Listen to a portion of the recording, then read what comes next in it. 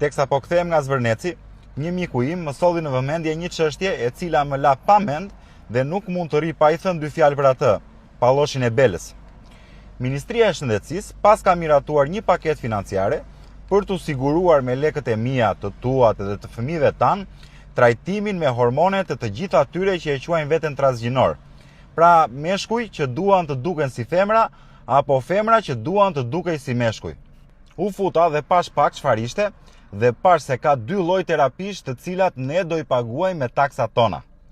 E para është ajo feminizuese, e cila përdor estrogenin për të nxitur zhvillimin e karakteristikave femërore të meshkujt, rritje gjoksi, lëkura, qimet e të tjerë, dhe bllokues të testosteronit për të hequr tiparet mashkullore.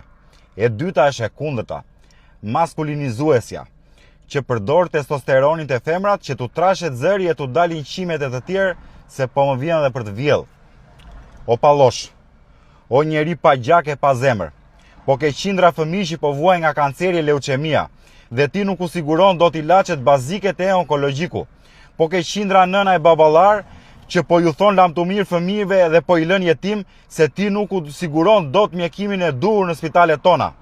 Po ke lënë disa qytete pa spital fare, ke fshatra të tërë pa qendra shëndetësore, ke spitalet pa ilaçe e pa krevate, pa kushte dhe me kushte njerëzore.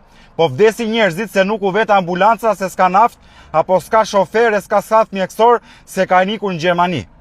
Dhe ti qa bën o njeri pa pikë cilësie njerëzore, dhe ato pak lek që ke lënë pa vjedhur të shëndetësia, i jep për këtë agjendën e shpifur wok, për të kthyer burrat në gra e grat në burra. Ore mblidhu, se do përfundosh më keq se Gaddafi me këto që po bën. Se ky milet do mbaj sa do mbaj, por do vi dita që do shpërthej dhe mirë ti o ditëzi, turp dhe faqa e zez.